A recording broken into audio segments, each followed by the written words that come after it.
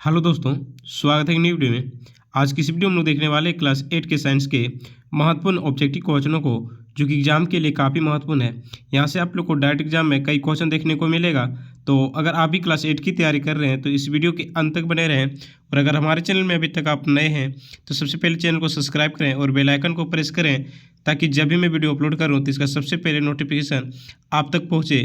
प्यारे बच्चों, जैसे कि पता है कि 10 मार्च को क्लास 8 का एग्ज़ाम है, जहां आप लोग को यहां से काफ़ी प्रश्न देखने को मिलेगा। तो आइए हम लोग बिना देर करते हुए सबसे पहले साइंस के प्रश्नों को देखते हैं। देखिए, सबसे पहला प्रश्न है आपके पास में कि कोशिका के किस भाग में कोशिकांग पाए जाते हैं। प्रश्न है कि कोशिका के किस भाग में कोशिकांग पाए जाते हैं। ठीक है, केंद्रक द्रव्य में, कोशिका द्रव्य में, गुणसूत्रों में और पुरस में। ठीक है, तो कोशिकांग कहाँ पाए जाते हैं? कोशिका द्रव्य में। ठीक है, तो यहाँ पे करेक्ट आंसर हो जाएगा आपका ऑप्शन नंबर बी। ठीक है, प्यारे बच्चों, आप लोग याद रखिएगा, कोशिका की खोज सर्वप्रथम 1665 ईस्वी में रॉबर्ट हुक ने किया था। ठीक है, लेकिन ये कोशिकाएं मृत थी। अगर जीवित कोशिका की बात करें, सबसे पहले जीवित कोशिका की खोज 1674 ईस्वी में ल्यूवेनहॉक ने किया था। ठीक है, कोशिका का ऊर्जा घर जो है किसके कहा जाता है? कई बार क्वेश्चन पूछा गया है, तो माइटोकॉन्ड्रिया आप सब याद रखिएगा। माइटोकॉन्ड्रिया को जो है कोशिका का बिजली घर यानी कि पावर हाउस कहा जाता है। ठीक है, नेक्स्ट है, कह रहे वह कौन सा धातु जो विद्युत का सुचालक है। देखिए प्यारे बच्चों, जैसे कि आप लोगों को पता है कि अधातु जो है वो प्रायः विद्युत के कुचालक होते हैं, लेकिन एक ऐसा अधातु अपवाद में है जो अधातु होते हुए विद्युत का सुचालक होता है, तो यह ग्रेफाइट है। ठीक है, ग्रेफाइट एक ऐसा धातु है जो विद्युत का सुचालक होता है। ठीक है, तो यहाँ पे सही उत्तर हो जाएगा आपका ऑप्शन नंबर सी, ग्रेफाइट। ठीक है, ग्रेफाइट जो है वो किसका अप्रूफ है? तो ये कार्बन का अप्रूफ है। आप सभी याद रखिएगा, कार्बन का दो अप्रूफ होता है, ग्रेफाइट और हीरा। ठीक है, ग्रेफाइट और हीरा। ठीक है प्यारे बच्चों, आपसे कई बार प्रश्न पूछा जाता है कि कौन सा अधातु है जो चमकीला होता है। ठीक है, कौन सा अधातु है जो चमकीला होता है? तो आप सभी याद रखिएगा, आयोडीन। आयोडीन एक ऐसा धातु है जो चमकीला होता है। फिर आपसे एक प्रश्न पूछा जाता है कि कौन सी धातु है जो कमरे के ताप पर द्रवावस्था में पाया जाता है। ठीक है, कौन सी धातु है जो कमरे के ताप पर द्रवावस्था में पाया जाता है? तो आपका आंसर हो जाएगा ब्रोमीन। ठीक है, याद रखिएगा, ब्रोमीन। लेकिन आपसे पूछे कि कौन सी धातु है जो कमरे के ताप पर द्रवावस्था में पाया जाता है, तो आप बेहिचक बोलिएगा सर पारा है। ठीक है, यानी पारा एक ऐसा धातु है जो कमरे के ताप पर द्रवावस्था में पाया जाता है। ठीक है, आपसे अगर पूछा जाए कि सबसे कठोर पदार्थ कौन सी है, सबसे कठोर पदार्थ कौन सी है, तो आप बेहिचक बोलिएगा सर हीरा है। ठीक है, हीरा जो है सबसे कठोर पदार्थ। लेकिन आपसे पूछा जाए कि सबसे कठोर धातु कौन सी है। अगर सबसे कठोर धातु आपसे पूछा जाए, सबसे कठोर धातु, तो बेहिचक बोलिएगा प्लेटिनम। ठीक है, प्लेटिनम याद रखिएगा आप सभी, प्लेटिनम जो है सबसे कठोर धातु होती। ठीक है, नेक्स्ट है, निम्नलिखित में से किसको पीटकर पतली चादर के रूप में परिवर्तित किया जा सकता है? जस्ता, फास्फोरस, गंधक और ऑक्सीजन। ठीक है, तो प्यारे बच्चों, आप लोग अगर ध्यान से देखिएगा तो जस्ता यानी कि जेडियन, जिंक, फास्फोरस, गंधक, ऑक्सीजन, ये तीनों जो है ये अधातु है। ठीक है, ये अधातु है। मात्र यहाँ एक धातु है, जस्ता। तो धातु को ही पीटकर पतली चादर के रूप में परिवर्तित किया जा सकता है, तो यहाँ पे सही उत्तर हो जाएगा आपका जस्ता। ठीक है, अगर आपसे पूछे सबसे अधिक अगाध वर्ध धातु कौन सी है, सबसे अधिक अगाध वर्ध धातु कौन सी है, तो आप लोग बेहिचक याद रखिएगा, चांदी। ठीक है, लेकिन आपसे पूछे कि सबसे अधिक तन्य धातु कौन सी है, सबसे अधिक तन्य धातु कौन सी है, तो आप लोग याद रखिएगा, सोना। ठीक है, 1 ग्राम सोना से लगभग 2 किलोमीटर लंबी तार खींची जा सकती है।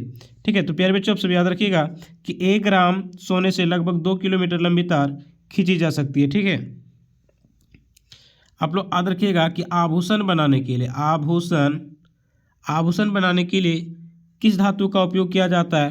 तो आप लोग बेहिचक याद रखिएगा सर सोना और चांदी का। ठीक है, अब इसका क्यों उपयोग किया जाता है?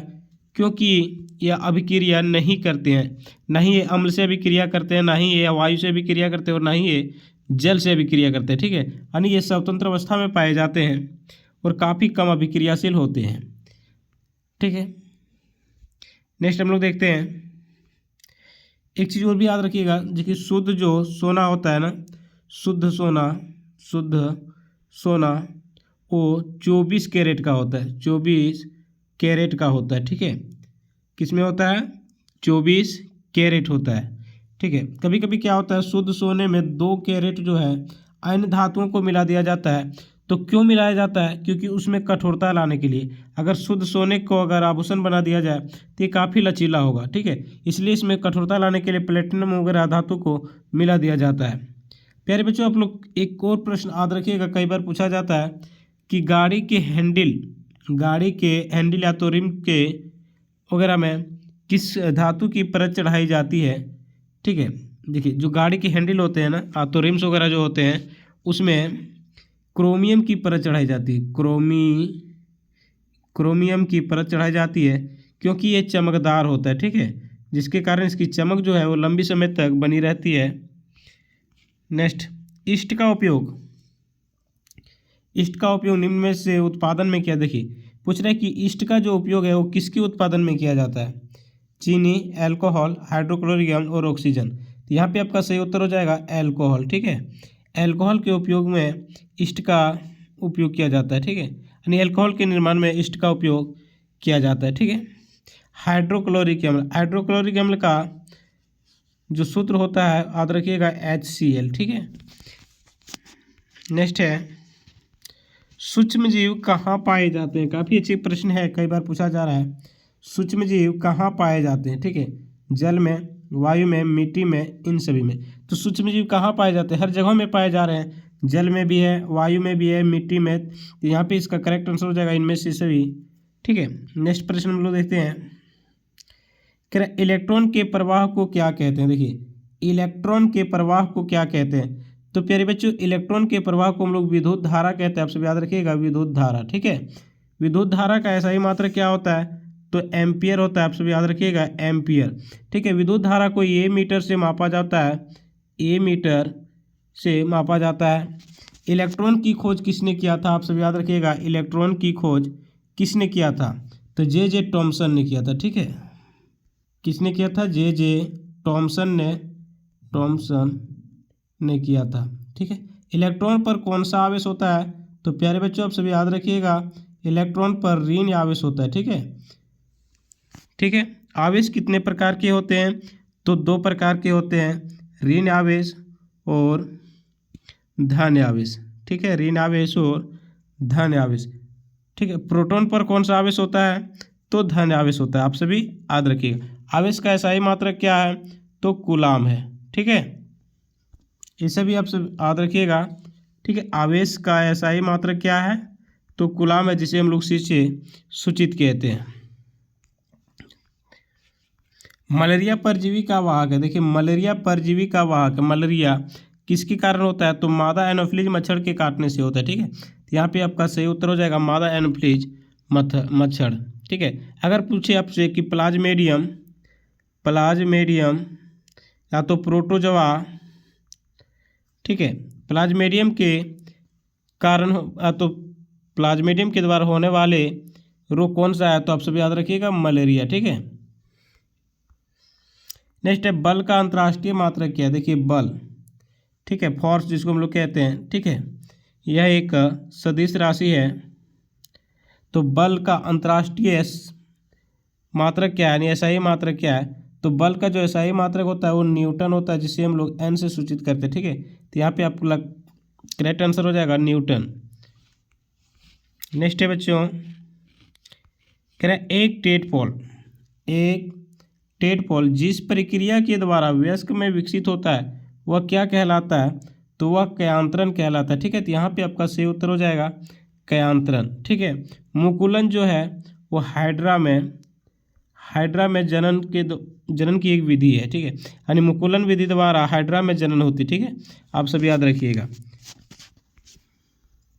नेक्स्ट है श्वेत प्रकाश कितने रंगों के मिल क्या है, श्वेत प्रकाश कितने रंगों से मिलकर बना होता है। देखिए जो श्वेत प्रकाश होता है ना, वाइट लाइट, ये कुल 7 रंगों से मिलकर बने होते हैं। 7 रंग कौन कौन से होते हैं, तो बेनी यह पिनाला, आप सभी एक ट्रिक याद रखिएगा, बेनी यह पिनाला, यह पिनाला, ठीक है, यानी बैंगनी, नीला, हरा, आसमानी, ठीक है, पीला, नारंगी और लाल, ठीक है।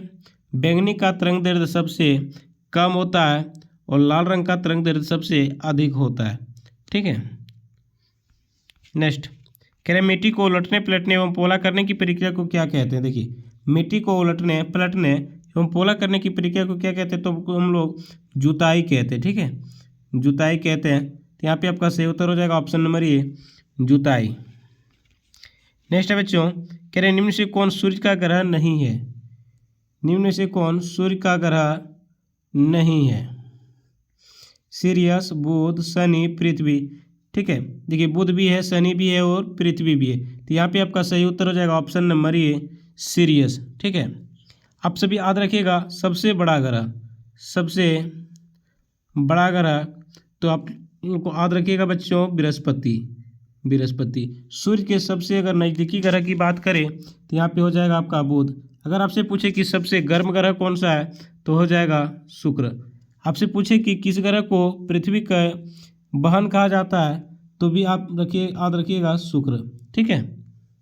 प्यारे बच्चों आप लोग याद रखिएगा कि किस ग्रह का कोई उपग्रह नहीं है, किस ग्रह का कोई उपग्रह नहीं है, तो बुध और शुक्र जो है ये 2 ऐसे ग्रह हैं जिसके कोई उपग्रह नहीं है, ठीक है। पृथ्वी, पृथ्वी के कितने उपग्रह थे, देखिए पृथ्वी का एकमात्र उपग्रह है, एकमात्र उपग्रह है जिसको हम लोग चंद्रमा कहते हैं, ठीक है। तो पूछा जाता है चंद्रमा किसका उपग्रह है, तो पृथ्वी का है, ठीक है। सबसे अधिक जो उपग्रह है वो किसका है, तो प्यारे बच्चों यहाँ पे याद रखिएगा आप लोग शनि, इसके बाद बृहस्पति हो जाएगा, ठीक है, बृहस्पति सबसे अधिक उपग्रह शनि का है और बृहस्पति का। नेक्स्ट टूटता तारा को कहा जाता है, टूटता तारा को कहा जाता,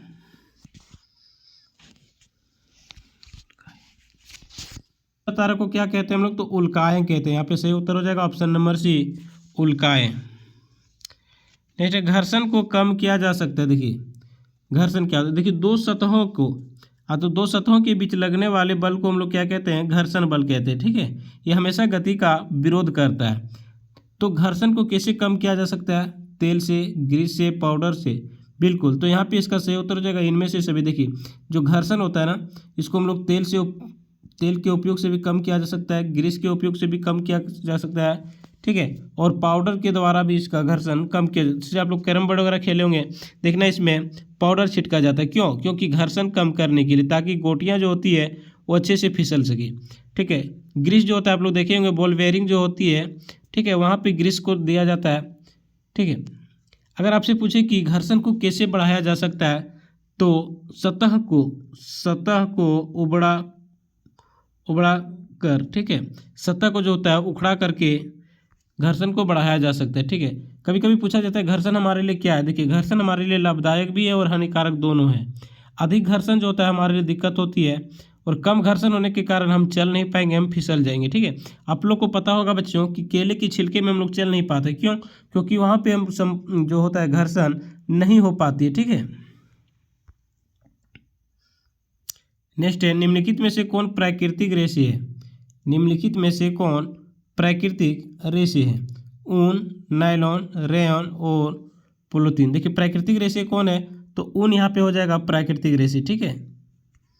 नेक्स्ट कहला अप्रिय ध्वनि को क्या कहते हैं। देखिए अप्रिय ध्वनि जो सुनने में आपको अच्छा ना लगे, तो प्यारे बच्चे आप लोग समझ गए होंगे कि जो सुनने में अच्छा ना लगे उसको हम लोग क्या कहते हैं, तो शोर कहते हैं, ठीक है। और जो सुनने में प्रिय लगे उसको हम लोग संगीत कहते हैं, ठीक है। आप सब याद रखिएगा संगीत, ठीक है। ध्वनि को हम लोग किस में नापते हैं, तो डेसिबल में, डेसिबल में, ठीक है। आवृत्ति एक चीज़ होती है आवृत्ति, आवृत्ति का जो ऐसा ही मात्रक होता है वो हर्ट्ज होता है, ठीक है, जिसको हम लोग HZ से सूचित करते हैं। प्यारे बच्चों आप लोग याद रखिएगा 20 HZ से कम की ध्वनि को, 20 HZ से कम की ध्वनि को अवसरेव ध्वनि कहते हैं, अवसरेव ध्वनि कहते हैं, जिसको हम नहीं सुन सकते हैं। और 20 HZ से 20,000 HZ की ध्वनि को हम लोग श्रव्य ध्वनि कहते हैं, जिसको हमारी कानें सुन सकती या तो हम सुन सकते हैं, ठीक है। और एक होता है 20,000 HZ से ऊपर की ध्वनि। तो 20,000 Hz से अधिक की ध्वनि को हम लोग पराश्रय ध्वनि कहते हैं, पराश्रय ध्वनि कहते हैं, ठीक है। जो हम लोग नहीं सुन सकते हैं इसको चमगादड़ सुन सकता है, आप सब याद रखिएगा, चमगादड़ सुन सकता है, ठीक है। और आश्रय ध्वनि जो होता है उसको बिल्ली, कुत्ता, ये सब सुन सकता है, ठीक है। तो आप सब याद रखिएगा। श्रव्य ध्वनि किसको कहते हैं? जो जिसकी आवृत्ति 20 HZ से 20,000 HZ के बीच होती है। आश्रय ध्वनि किसको कहते हैं? जिसकी आवृत्ति 20 HZ से कम हो, ठीक है। पराश्रय ध्वनि किसे कहते हैं? तो जिसकी आवृत्ति 20,000 HZ से अधिक हो, ठीक है। नेक्स्ट है बच्चों, भूकंप मापने के लिए किस उपकरण का उपयोग किया जाता है? देखिए भूकंप, ठीक है। भूकंप मापने के लिए किस उपकरण का उपयोग होता है? रिएक्टर पैमाना, भूकंप लेखी, पॉलीग्राफ, इनमें से कोई नहीं। तो यहाँ पे होता है रिएक्टर पैमाना, ठीक है। अगर रिएक्टर पैमाना पर भूकंप का जो तीव्रता है अगर 7 से अधिक पाया जाएगा तो ये काफ़ी विनाशक होती है, ठीक है। अगर 7 से कम रहेगा तो इससे कम विनाश होती है। तो यहाँ पे आपका करेक्ट आंसर हो जाएगा ऑप्शन नंबर ए, रिएक्टर पैमाना। नेक्स्ट है, हवा का मुख्य प्रदूषण कौन गैस है? हवा का मुख्य प्रदूषण गैस कौन सी है? कार्बन मोनोऑक्साइड, नाइट्रोजन, ऑक्सीजन और प्रोपेन। तो यहाँ पे हो जाएगा कार्बन मोनोऑक्साइड। कार्बन मोनोऑक्साइड का जो सूत्र होता है वो CO होता है, ठीक है, जो कि काफ़ी विषैला गैस है। एक होता है बच्चों आप लोग का CO2, ठीक है, कार्बन डाइऑक्साइड, आप सब याद रखिएगा, CO2 ये है कार्बन डाइऑक्साइड, ठीक है।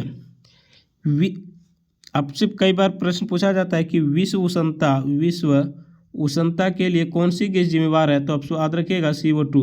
कई बार पूछा जाता है कि अम्लीय वर्षा के लिए कौन सा गैस जिम्मेवार है? तो इसके लिए आप लोग याद रखिएगा सल्फर डाइऑक्साइड, ठीक है। प्यारे बच्चों आप लोग याद रखिएगा ओजोन परत की क्षति के लिए कौन सी गैस जिम्मेवार है? तो याद रखिएगा CFC, क्लोरोफ्लोरोकार्बन, ठीक है।